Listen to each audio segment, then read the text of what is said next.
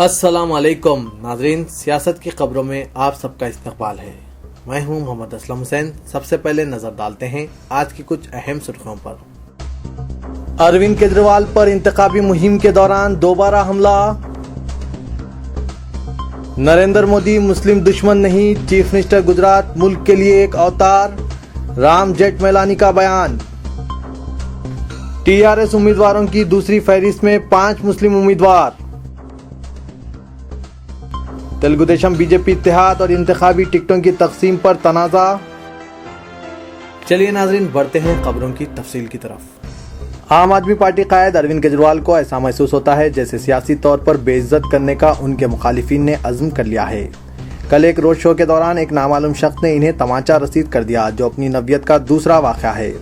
Party उम्मीदवार राखी बिरला की इंतखाबी मुहिम में शिरकत के लिए केजरीवाल शुमाल मगरबी दिल्ली के सुल्तानपुरी इलाके में मौजूद थे, जहां इनके साथ ये वाक़या पेश आया। यहां इस बात का तस्करा भी ज़रूरी है कि केजरीवाल ने हमेशा ये इसरार किया है कि इन्हें सिक्योरिटी की कोई ज़रूरत नहीं है, क्योंकि इन्हें किसी से खतरा लाहक नहीं है। अलबत्ता ये बात भी अपनी जगह मुसल्लिमा है कि दिल्ली पुलिस का अमला हमेशा इनके साथ रहता है। पुलिस ज़राए के मुताबिक केजरीवाल हमेशा पुलिस का हिसार तोड़कर भी बाहर निकल जाते हैं और सिक्योरिटी की ज़र्रा बराबर परवाह नहीं करते। दक्षिणपुरी में कबल अज़ीम पेश आए वाक़े में केजरीवाल ने अपोजिशन पार्टियों, खुसूसी तौर पर बीजेपी पर इल्ज़ाम आयद किया कि इन पर हमला करवाने में इन पार्टियों का हाथ है। केजरीवाल को अब तक ये ताज्जुब होता है कि आखिर इन्हें बार बार क्यों निशाना बनाया जा रहा है। सियाही फेंकी जा रही है और कभी तमाचा रसीद किया जाता है। इस हमले से केजरीवाल के बाएं आंख पर मामूली जख्म आया और उनकी ऐनक को नुकसान पहुंचा।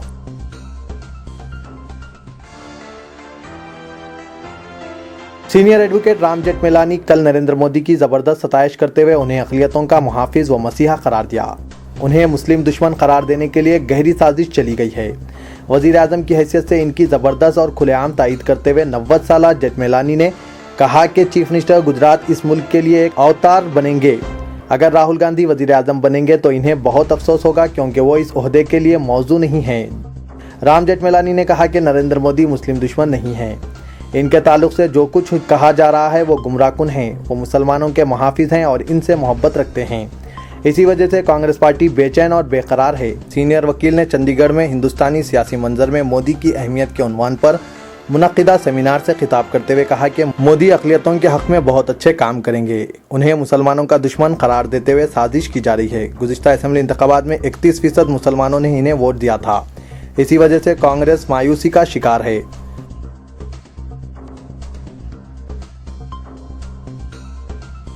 तेलंगाना राष्ट्र समिति ने आज लोकसभा के 8 और असेंबली के 37 उम्मीदवारों की फहरिस्त जारी की। अब तक पार्टी ने तेलंगाना की 17 के मुंजमला 16 और असेंबली की 119 नशिस्तों के मुंजमला 110 हल्कों के लिए उम्मीदवारों का ऐलान किया।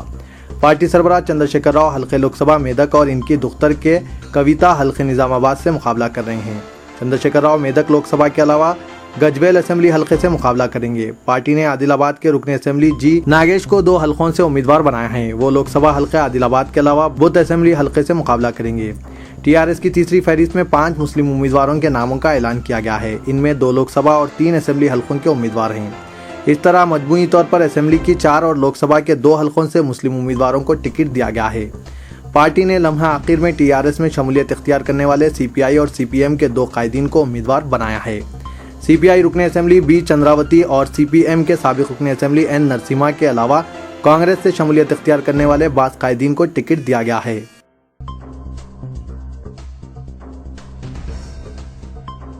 सदर तेलुगु देशम चंद्रबाबू नायडू की क़यामगाह पर आज भी तेलुगु देशम बीजेपी इत्तेहाद के खिलाफ एहतजाजी मुजाहिरों का सिलसिला जारी है और एहतजाजी कारकुनों की चंद्रबाबू नायडू के क़यामगाह की तरफ बढ़ने की कोशिश पर 2 मरतबा पुलिस ने लाठीचार्ज करके मुजाहिरीन को मुंतशिर करने की कोशिश की।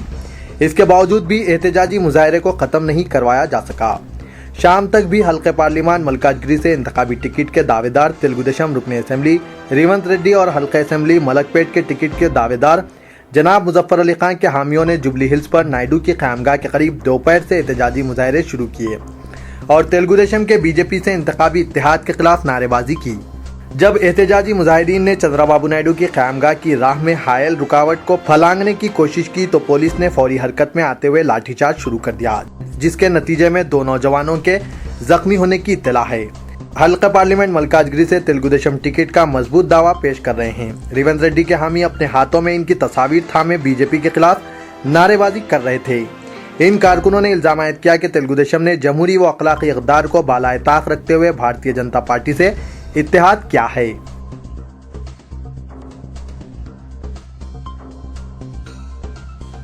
तेलुगुदेशम पार्टी के बीजेपी से इत्तेहाद और कांग्रेस व टीआरएस की जानिब से टिकटों की तकसीम में अक़लियतों को मुनासिब नुमाइंदगी न दिए जाने पर अक़लियतों में तशवीश पाई जाती है।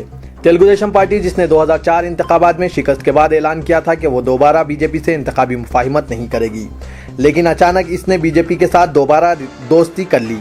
पार्टी से ताल्लुक़ रखने वाले अक़लियती कायदीन के अलावा तेलुगुदेशम की तायद करने वाले अक़लियती और सेक्युलर राय दहिंदे भी इस फैसले की शिद्दत से मुखालिफत कर रहे हैं। पार्टी सदर चंद्रबाबू नायडू ने अक़लियतों के इजलास में शिरकत करते हुए बारहा ये ऐलान किया था कि आइंदा कभी भी बीजेपी के साथ इंतखाबी मुफाहिमत नहीं करेंगे, लेकिन वो हकीर से सियासी मफादात के लिए अपने वादे से मुनहरिफ हो गए।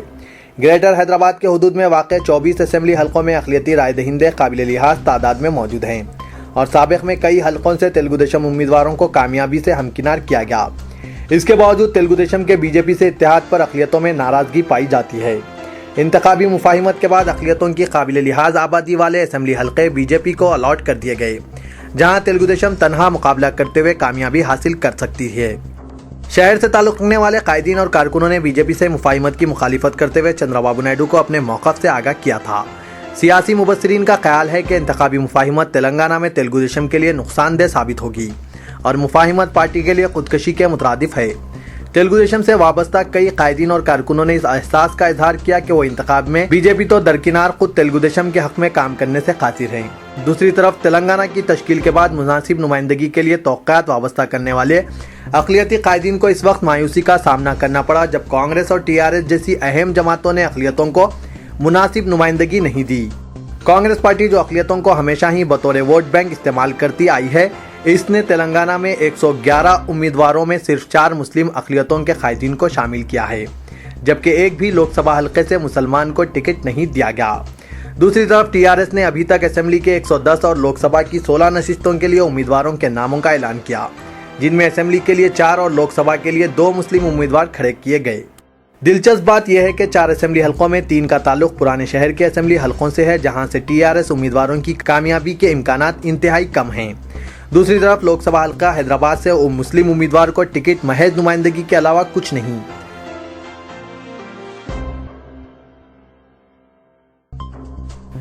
रज़ाकाराना तंजीम road map for Indian Muslims ने आम आदमी पार्टी के इंतखाबी मंशूर को कौमी और इलाकाई तमाम सियासी जमातों के लिए एक सबक करार देते हुए कहा कि आम आदमी पार्टी ने अपने मंशूर में मुल्क के तमाम तबकात और अक़वाम को पेश नज़र रखते हुए अपना इंतखाबी मंशूर तैयार किया है, जो काबिल सताइश इक़दाम है।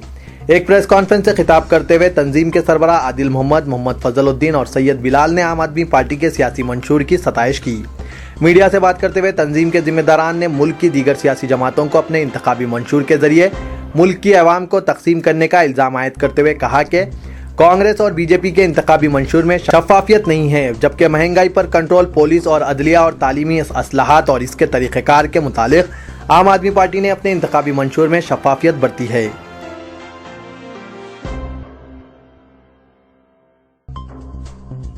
कारखाना पुलिस ने आशिक के साथ मिलकर अपने शौहर को जिंदा जला देने वाली खातून और इसके आशिक को गिरफ्तार कर लिया। पुलिस के मुताबिक 42 साल कृष्णा का ताल्लुक जिला मेदक से था।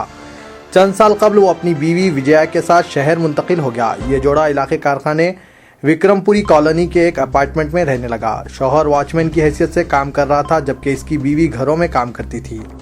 इस दौरान विजया के नाजायज ताल्लुकात एक कार ड्राइवर अमरनाथ रेड्डी से कायम हो गए। इस बात का इल्म होने पर शौहर ने बीवी को डांटा और यह मामला आबाई गांव की पंचायत तक भी पहुंच गया, लेकिन विजया के रवैये में कोई तब्दीली नहीं आई। 21 मार्च को इसी मसले पर शौहर बीवी से में झगड़ा हुआ, जिसके बाद कृष्णा मुश्तबा हालत में झुलस गया। इसे इलाज के लिए गांधी हॉस्पिटल मुंतकिल किया गया, जहां वो 2 रोज कबल फौत हो गया।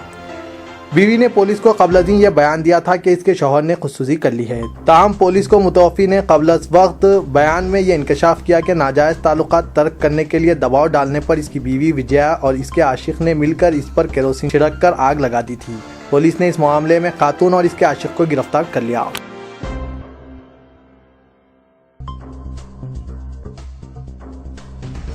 चचा के हाथों भतीजे के कत्ल की वारदात मैलारदेवपल्ली पुलिस स्टेशन के हुदूद में पेश आई। पुलिस के मुताबिक रियासत बिहार से ताल्लुक रखने वाला 28 साल नौजवान श्याम यादव और इसका चचा रामजीत सिंह वृंदावन कॉलोनी मैलारदेवपल्ली के किराए के कमरे में रहते हुए प्लास्टिक कंपनियों में मुलाजमत कर रहे थे। इनके दरमियान आबाई वतन में मौजूद खानदानी अराजी के ताल्लुक से झगड़े चल रहे थे।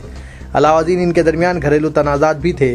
कल रात इनमें इन्हीं मसाइल को लेकर झगड़ा हुआ, जिसके बाद रात देर गए चचा रामजीत सिंह ने महूकाब अपने भतीजे के सर पर लाठी से हमला कर दिया, जिसके नतीजे में इसकी बरसरे मौका मौत वाक़ हो गई। बादअज़ा हमलावर चचा वहां से फरार हो गया। पुलिस ने कत्ल का मुकदमा दर्ज करके मफरूर चचा की तलाश शुरू कर दी। तो ये था आज का खबरनामा। दीजिए इजाजत, अल्लाह हाफिज।